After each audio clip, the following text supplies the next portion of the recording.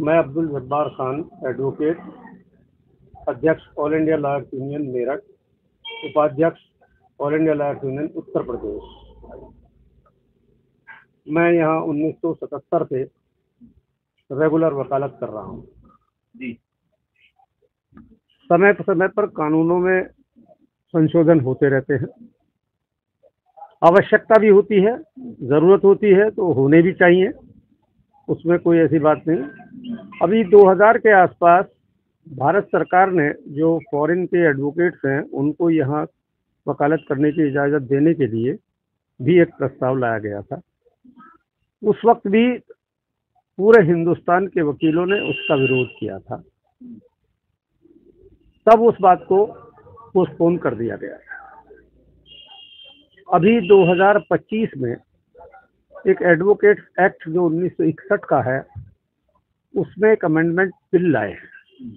उसके कुछ सेक्शंस में तब्दीलियां इन्होंने कुछ बढ़ा चढ़ा करके उसमें संशोधन किया है। मसलन उसमें संशोधन ये किया है कि एक अधिवक्ता के पास में अधिवक्ता अपनी सेवाएं देता है, उसके बदले में वो फीस जरूर लेता है। जब कोई मुकदमा लड़ा जाता है तो उसके दो मुकदमे, दोनों तरफ पक्ष होते हैं, पक्ष और विपक्ष होते हैं। उसमें से न्यायालय के द्वारा एक पक्ष की जीत होती है, एक पक्ष की हार होती है, लेकिन अधिवक्ता दोनों ही तरफ से होते हैं। लेकिन हर अधिवक्ता अपने अपने पक्ष को रखते हुए कानूनी दावपेच के साथ और अपने मुकदमे को पूरी तरह से अपनी पूरी ताकत और अपनी एबिलिटी के अनुसार मुकदमा लड़ता है।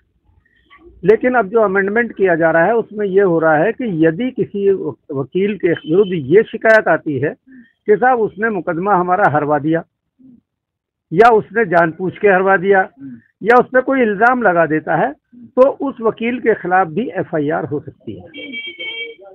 ये असंवैधानिक ही नहीं बल्कि एक लोकतंत्र में ये तो बिल्कुल ही खिलाफ है कानून के बाद। दूसरी बात यह है कि अभी 2023 में और 2024 में माननीय सर्वोच्च न्यायालय ने ये होल्ड किया कि वकील जो है वो कंज्यूमर प्रोटेक्शन एक्ट जो है उसमें नहीं आता है, उनके विरुद्ध नहीं आ सकता है। इस रूलिंग के बावजूद जब भारत सरकार को ये लगा कि एक वकील, उन्होंने बाकी जितनी भी संस्थाएं हैं, मैं समझता हूँ इस वक्त भारत सरकार की जो है, उन्होंने जितनी भी संस्थाएं हैं, चाहे वो CBI हो, ED हो, इलेक्शन कमीशन हो और आपके CBI हो, कोई भी संस्था ऐसी नहीं छोड़ी है जिसको ओवर पावर नहीं किया हुआ है। सभी में दखल अंदाजी हो रही है। अब तो अपॉइंटमेंट जो है चीफ इलेक्शन कमीशन का अपॉइंटमेंट भी, क्योंकि इसकी कोई प्रक्रिया पहले से थी नहीं, तो पीछे एक परंपरा ये पड़ गई थी कि चीफ जस्टिस ऑफ इंडिया उसमें कमेटी में रहेगा जिसमें चीफ इलेक्शन ऑफिसर का कमिश्नर का अपॉइंटमेंट होगा, लेकिन अब उसे भी हटा दिया गया है।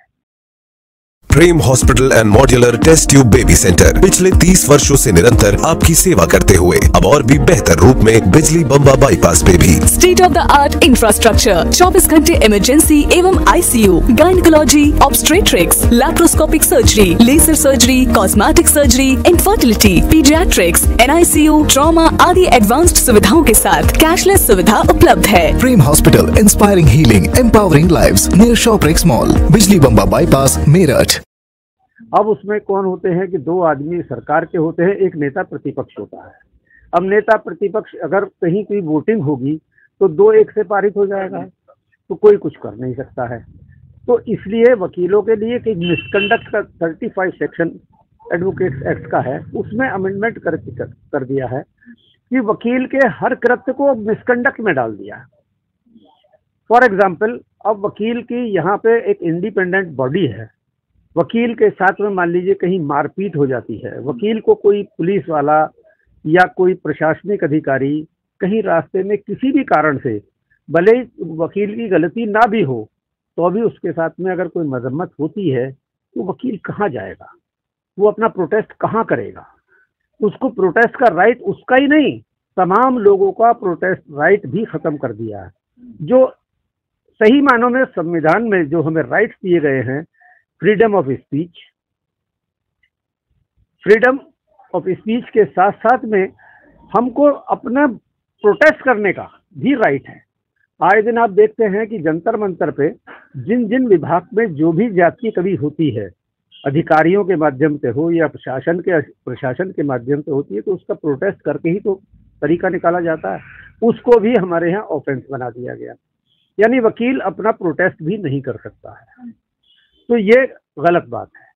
और उस वकील का जो लड़के नए आए हैं और किसी भी कारण से गांव में, देहात में, मोहल्ले में उसके खिलाफ कोई ऐसा कॉग्निजेबल ऑफेंस जिसमें 3 साल तक का पनिशमेंट है, उसके विरुद्ध FIR हो जाती है, तो उसका रजिस्ट्रेशन एज एन एडवोकेट नहीं होगा। Swami Vivekanand Subharti University, one of the leading universities of North India. 250 acres campus, 220 plus professional and vocational programs, 20,000 plus students, state of the art infrastructure. Come and give wings to your career with Swami Vivekanand Subharti University, where education is a passion. NH58, Meerut, Delhi, NCR. और अगर बीच में registration हो गया है, उसके बाद उसका आ जाती है, तो उसके बाद भी उसका लाइसेंस सस्पेंड किया जा सकता है। अब तक जो हमारी बॉडी है, इस जो सेक्शन 35 में मिसकंडक्ट का प्राविधान था, उसमें जो भी डिसिप्लिनरी कमेटी बनती है वो वकीलों की ही होती है, वो बार काउंसिल ऑफ स्टेट्स हो या बार काउंसिल ऑफ इंडिया हो। अब उसमें भी दखल अंदाजी ये है कि 2 आदमी भारत सरकार अपने नॉमिनी रखेगी। तो जहां भारत सरकार ये चाहती है कि जो भी आज उनके विरुद्ध बोलता है उसी पे अंकुश लगाने के लिए ये अमेंडमेंट लाया गया है। और फॉरेन एडवोकेट्स के लिए भी बाहर से उनको खोल दिया गया है कि वो भी इसमें आकर के अब यह भारत सरकार में वो वकालत करेंगे। अभी पोजीशन ऐसी है कि हम भी चाहते हैं और सभी लोग चाहते हैं तरक्की करें हैं, भारतवर्ष तरक्की कर भी रहा है, लेकिन हम जो चीज़ें वहाँ का एनवायरनमेंट है, वहाँ का इंफ्रास्ट्रक्चर है विदेशों का, ऐसा हमारे यहाँ है नहीं। अब इससे तो काम नहीं चलेगा कि अगर हमारे यहाँ कोई विदेशी ऐसा किसी हेड ऑफ द स्टेट आता है, हम उसको अपनी गुर्बत को कैसे छुपाएंगे? क्या खाली हरा पर्दा लगा देने से गरीबों की बस्तियों पे हमारी गरीबी दूर हो जाएगी? उससे तो काम नहीं चलेगा। हमें तो अपना ही काम करना होगा ना, अपने भारत को विकसित करना है, भारत को हमें विश्व गुरु बनना है, तो उसमें हमें ये भी तो देखना होगा। अधिवक्ता समाज एक ऐसा है, मैं एक्सेप्शंस की बात नहीं करता, हो सकता है हम में भी खराब लोग हो सकते हैं, मैं ये नहीं कहता कि सभी ठीक होते हैं, लेकिन वकील का काम है लोगों को न्याय दिलवाना। जब वकील खुद अपना न्याय नहीं पा सकता है तो वो दूसरों को क्या न्याय दिलवाए? तो इस तरह के जो प्राविधान बनाए गए हैं उसके लिए दिल्ली सरकार के, दिल्ली के अंदर जितने भी हमारे डिस्ट्रिक्ट कोर्ट्स हैं, उन्होंने तो 3 दिन लगातार हड़ताल की है। अभी अब हमारे साथ में दिक्कत ये है कि अगर हमारे साथ कोई बात हो जाती है, कल जजेस भी हमारे साथ आर्बिट्रेरी रवैया अपना लें। वकील जो होता है जब बहस करता है, कोर्ट में मौजूद होता है, तो वो ऑफिसर ऑफ द कोर्ट होता है। ऑफिसर ऑफ द कोर्ट जब है तो बराबर की पावर होती है, लेकिन वहाँ जज साहब से अगर कुछ कहन सुनन हो जाती है तो हीटिंग आर्गूमेंट्स हो जाते हैं, तो उससे उठा करके उसके खिलाफ कंटेम्प्ट बन जाती है या एकतरफा बात हो जाती है। तो ये काम हम लोग प्रोटेस्ट भी नहीं कर सकते। भाई गांव के लोग भी, गांव हो, देहात हो, शहर हो, कहीं भी हो, जब किसी पे कोई ज्यादती होती है, गांव के लोग ये अपना मेटाडोर भर भर के धरना स्थल हर जगह होता है। दिल्ली में भी जंतर मंतर है, हमारे यहाँ भी कलेक्ट्रेट में एक धरना स्थल है बाकायदा। काहे के लिए है धरना स्थल? अपना प्रोटेस्ट करने के लिए तो धरना स्थल है। वकीलों पे उससे अंकुश लगाया जाए। तो हम लोगों ने उस पर अभी 28 फरवरी तक भारत सरकार ने ऑब्जेक्शंस इनवाइट किए हैं। तो न केवल ऑल इंडिया लॉयर्स यूनियन बल्कि तमाम वकील लोग जो हैं उस पर अपने अपने ऑब्जेक्शंस भी दाखिल कर रहे हैं। और हमें उम्मीद ये है कि ये भारत सरकार को ये अमेंडमेंट जो किया करने का बिल लाए हैं उसको वापस लेना होगा। अगर नहीं होता है तो, और नहीं होता तो चूँकि हमारी एसोसिएशंस होती हैं, जैसे मेरठ के अंदर हम लोग हैं, मेरठ बार एसोसिएशन है, जिला बार एसोसिएशन है, और पूरे उत्तर प्रदेश की बार एसोसिएशंस का एफिलिएशन जो है बार काउंसिल ऑफ यूपी से है, और तमाम स्टेट्स की बार काउंसिल का affiliation bar council of India से है। वो बड़े हमारे नेता होते हैं, वो जैसा नेतृत्व हमारा कहेगा फिर उस हिसाब से आगे काम किया जाएगा। एक पॉइंट है इसमें ये है कि आपने दो बातें कही हैं कि अगर अधिवक्ता हार जाएगा तो उस पर पीड़ित मुकदमा कायम करा सकता है कि हमें हरवा दिया है, और पेश ये है कि एक अधिवक्ता तो हार नहीं हारना है अगर दो लड़ेंगे। दूसरी बात यह है कि किसी अधिवक्ता के ऊपर मुकदमा दर्ज होता है तो उसकी सदस्यता जा सकती है, तो ऐसे में पूरी तो कचहरी सस्पेंड हो जाएगी। इसीलिए तो हम लोग इसका प्रोटेस्ट कर रहे हैं। इसीलिए प्रोटेस्ट किया जा रहा है कि ये गैर कानूनी है, अलोकतांत्रिक है। भारत के संविधान से ही तो काम चलेगा। ये संविधान के विधि विरुद्ध है।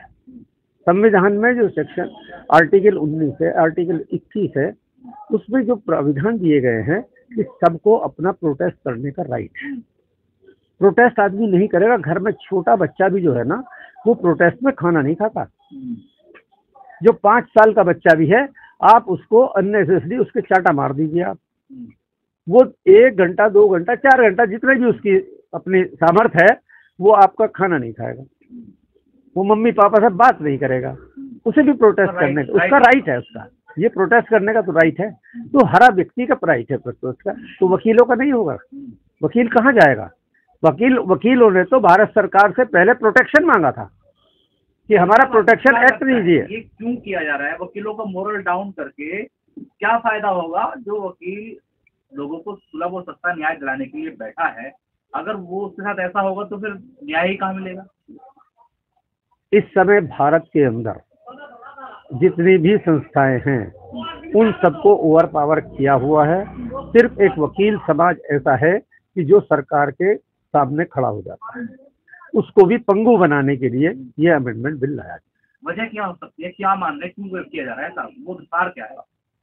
आप बताना चाहें कुछ? कोई भी विद्रोही सामने बोल ना पाए, फ्रीडम ऑफ स्पीच पे ताला लगाने की बात है। धन्यवाद।